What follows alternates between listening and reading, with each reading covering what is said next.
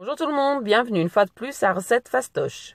Aujourd'hui, nous allons faire des gaufres aux pépites de chocolat. Pour cette recette, nous aurons besoin des ingrédients suivants.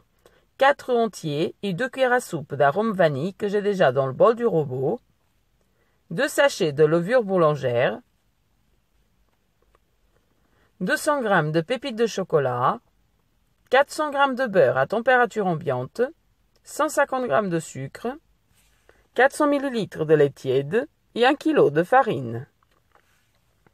On commence donc par mettre dans le bol du robot les œufs, l'arôme vanille, ensuite le lait tiède, les 2 sachets de levure, mets le deuxième ma puce,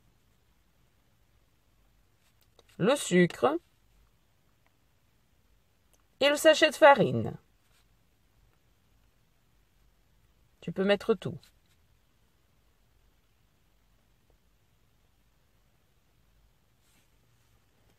Une fois que nous avons versé tous les ingrédients dans le bol du robot, on ferme et on va faire pétrir de 5 à 8 minutes jusqu'à obtenir une pâte bien homogène.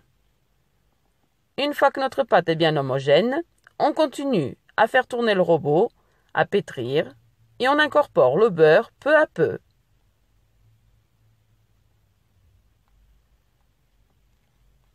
Et n'oubliez pas qu'en description de la vidéo, je vous laisserai tous les ingrédients écrits pour la réalisation de la recette.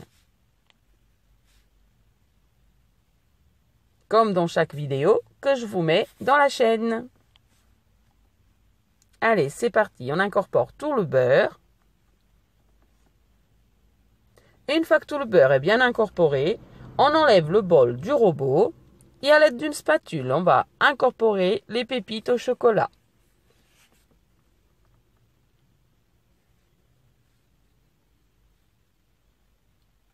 On mélange pour les incorporer bien.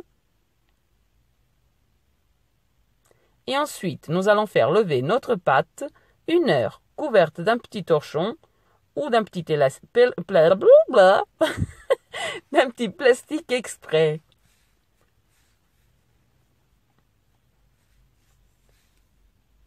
Après 1 heure, voilà notre pâte. J'ai déjà mis le gaufrier en train de chauffer. Et on va commencer à cuire nos gaufres. Moi, je mets environ 100 g de pâte par gaufre. Donc voilà les 2 premières qui sont prêtes. On continue comme ça jusqu'à finir toute notre pâte.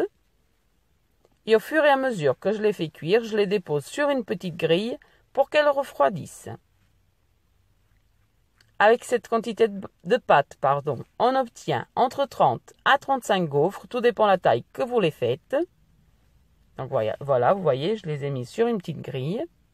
On peut les conserver dans une boîte hermétique ou les congeler, les mettre au congélateur, les sortir au fur et à mesure qu'on en a besoin et les passer directement au grille-pain. Elles seront toujours bien croustillantes.